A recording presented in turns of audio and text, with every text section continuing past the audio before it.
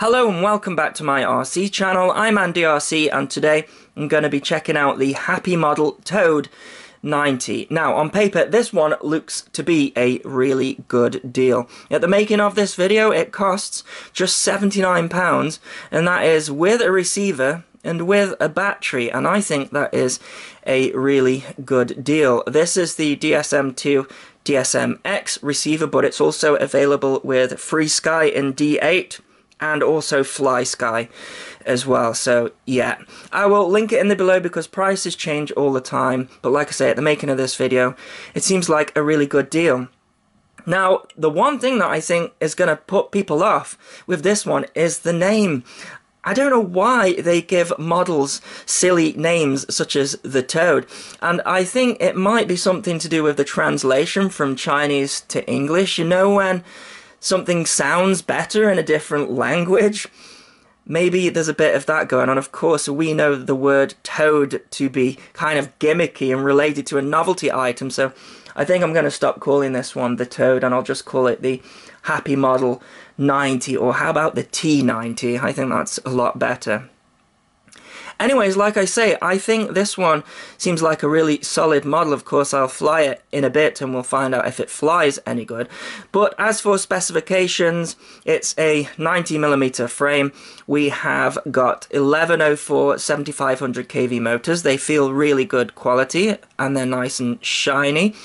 It's running 5-blade 1.9-inch propellers, and one thing I really like about this is it came with the propellers attached out of the box, and it fits in the box with the propellers on. Something I really like. You get a spare set of those in the box as well, and it looks like we've got a spare foam pad in there for something, I don't know.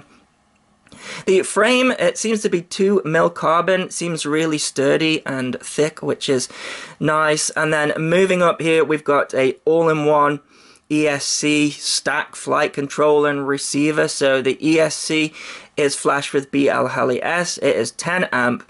Now the specifications say that it can only support up to a 2S, but with it being 10 amp and up to a 15 amp burst, you probably could get away with a 3S battery, but I'm just going to try the stock battery that it comes with, which is a 2-cell 450 milliamp. It says it's ATC, so we shouldn't have any problems with brownouts, hopefully. The only thing I notice is look how long this balance cable is here. I'm going to have to tuck this away, but we do have a battery strap underneath, which is nice, so yeah, I have to see how it performs with that.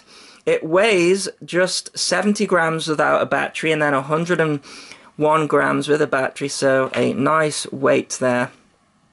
And then we have got a Omnibus F3 flight controller with Betaflight on-screen display, and you can see that attaches directly to this top receiver here, which is really nice as well. It's come flashed with version 3.2 of Betaflight, which was a nice surprise because the specs say that it was going to come with 3.1, so I guess they changed that at the last minute. The receiver board also has got a buzzer on it as well. It's conveniently at the top here, so we should be able to hear it nicely. Now there's no LEDs on here, but you know, that's a small thing I think and is fine for me. So it came with D-Shot 600 installed on it, and that works, so that is really nice. And it had motor stop turned on in Betaflight. I turned that off, just my preference there, and I moved the on-screen display around a little bit as well. I put my own rates in there. I put my own PIDs because it was just stock Betaflight PIDs in there, so I will see how it flies on that. And I've also put the command in set small underscore angle equals 180 so that I can arm it to any angle. I found that's quite useful if you get stuck in a tree or something like that. And of course, yeah, if you wanted to, you could do all D-Shot commands and go crazy with this one because it's got version 3.2 on there. But really, if you just want to get this thing going, it's fairly easy. We have a manual here and it shows you how to bind it. So this is Spectrum specific, so looks like they give out a different one of these. It reminds me of the Aurora models there, but it just says happy models, so maybe they've branched out, I don't know. But as this is the DSMX DSM2 version, I'm running DSMX here with the lowest latency. So it says here you have to put a command in, so there's no bind button on here. So you have to put spectrum set bind equals to, and then I think for DSMX it's 9. And then once you've bound it, you have to set it back to 0. Make sure you type save each time after you do that, otherwise it doesn't save. So I'm going to be flying this actually off my Tyrannus. I wanted the FreeSky version, but they sent the DSM2 version, so I'm going to be using an Orange RX module in the back of my Tyrannus there. And yeah, it seems like the modes here, so you've got angle and arm here on the AUX 1 and 2. Mine didn't have air mode on there, but it was permanently selected. So I've also enabled anti-gravity on there and dynamic filtering as well. And you can see there that this angle position here isn't right for a Tyrannus, but it might be correct for a Spectrum transmitter. So I've moved that around on mine there. But yeah, really easy to set up so far, and the specs look really nice. We have the camera up here, so it's an all-in-one camera, 25 milliwatt and 48 channel. Interesting that they've gone with a cloverleaf antenna, because if you're a beginner and you crash a lot, this can get splattered quite easily, but I prefer the reception from a cloverleaf antenna, so I'm hoping not to crash and get some great footage from there. But of course the whip antenna has become popular on this now. So you can actually change the angle of the camera. We've just got these 2 tiny hex screws here, and you can adjust that, but I'm going to leave it as stock because that seems just right for me. We've got 2 buttons on the top there, so the front one, if you do a short press, it flips the image upside down. A long press switches between PAL and NTSC. And then we have the back button there, where a long press goes through the individual bands, and then short press through the 8 individual channels of that band. And yeah, you can't really see the back of the camera very well, but we've got some lights on there to tell you what channel that it's landed on. But yeah, you can't see that very well, so yeah, just a small downside there. But I think overall it seems like a really nice, cheap model. And let's see what else you get in the package. So this is the box that it comes in, and look at this. Now we have got some prop protectors. You're all going to have to undo the screws here to put them on, and you're going to have to use longer screws as well, because the screws aren't going to reach the back of the motors. You can't use these longer screws though without these prop protectors, otherwise you'll short the back of the motors. But that's really nice that you have got these prop protectors, because it means that you're going to be able to fly this one indoors. But personally I would master it outdoors first of all. We've even got a Phillips screwdriver and a little hex driver, which is nice. We've got some Velcro pads here, that is for fitting on your battery if you want extra support, but I'm not going to do that. We've got a rubber band as well if you want more secureness for your battery, 2 of those. And yeah, that's it. And of course we've got the instructions, which I mentioned already. So you are going to need a transmitter. I mentioned that I'm going to be using my Tyrannus, and you're going to need some way to do FPV.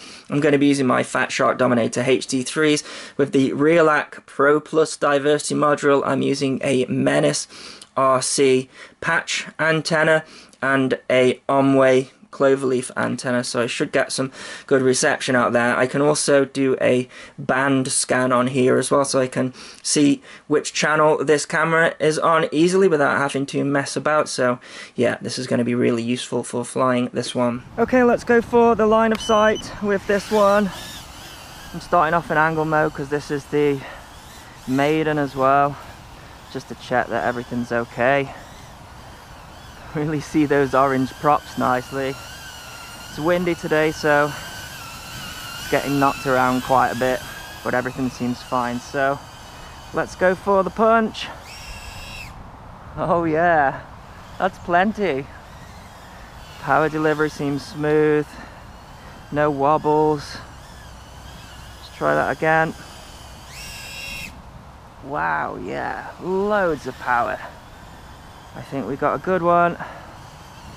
It's getting knocked around by the wind, but it must be what, 12 miles per hour today to 15. It's getting acro. Everything seems fine again. No major wobbles. Just getting blown by the wind a little bit. Like I say, these are my PIDs, but very similar to the Ishin Lizard, because those work well on these little tiny models.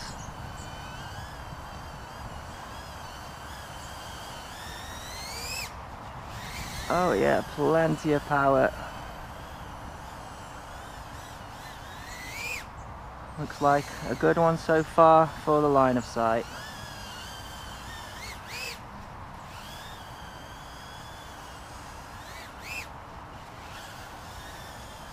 I'm not hearing a beeper go off at the top of the throttle either, which is good. It means it's not drawing too many amps.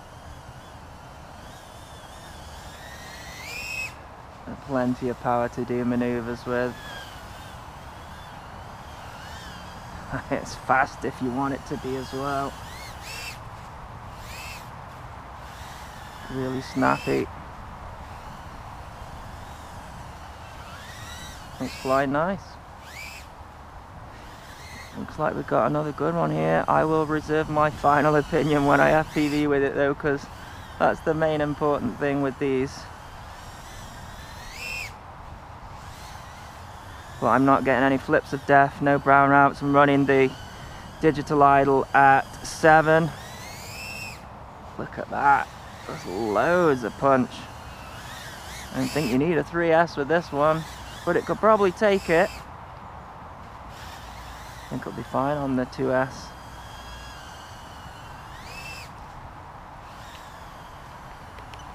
Okay, let's bring it in for a landing. And I'll do some FPV with it. So here is some DVR footage taken from my Fatshark Dominator HD3s in conjunction with the Realacc Pro Plus diversity module. I know I keep going on about that module, but if you are looking at this video thinking, that's pretty nice, it is definitely down to the fact that this model has a cloverleaf antenna, so there's less breakup, but it's also down to the fact that I'm using a nice diversity module, and I'm going to do a separate review on that. Anyways, let's talk about the quadcopter. And FPV this time of year is never fun for me, not because of the model, but because of the conditions. This field that I fly at is basically a swamp from now on till about April next year. And if you have a crash, like I had in this particular video, then your quadcopter is not going to come back nice. It's going to be caked in mud. Your motors are going to be full of grit because there's no protection there. There's no waterproofing. And in this particular scenario, that antenna got absolutely splattered. Now, I know I said earlier I wasn't planning on crashing, but you never do plan on crashing, and I'll overlay a picture here because it's quite funny. It completely got flattened and the antenna was completely destroyed. The signal wire actually became detached from the antenna, so the antenna's completely ruined. So that's something to bear in mind with this model. If you're going to be flying it indoors with the prop protectors on, then you probably aren't going to do so much damage, but outdoors, if you are upside down and get a failsafe, then yeah, you're gonna be in trouble.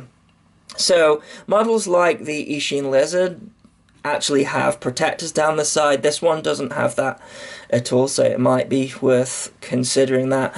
But I still do think this is a great model. It's really cheap. You get a lot in the package. You can fly it indoors and outdoors. And yeah, the only downside really, I guess, is the fact that it's a CMOS camera, and this time of year for me, which is really dull. So this flight was done at 2 o'clock in the afternoon, but the sun doesn't get very high and it struggles with dynamic range. But you can see I can still fly, no problems. And I got a good tune out of this, so I'll overlay my PIDs here if you're interested in that. Yeah, so overall I think it's a great model, but why did I crash? I actually got a fail-safe, and I think it might have been my fault because I was looking at the antenna position on my Orange RX module, and the antenna was a little bit loose, which is never good, and it was pointing to the ground, which is also not good, but it did mean that I got a failsafe while I was upside down. I think this was the same RX that was used in the Ishin Lizard, so it should be fine, but yeah, that's something that happened to me, so I thought I would mention it. And as we go into that failsafe and crash, I will leave a link in the description for this model, and I hope this video was useful to you. And as always, thanks so much for watching. Please continue to subscribe. Cheers.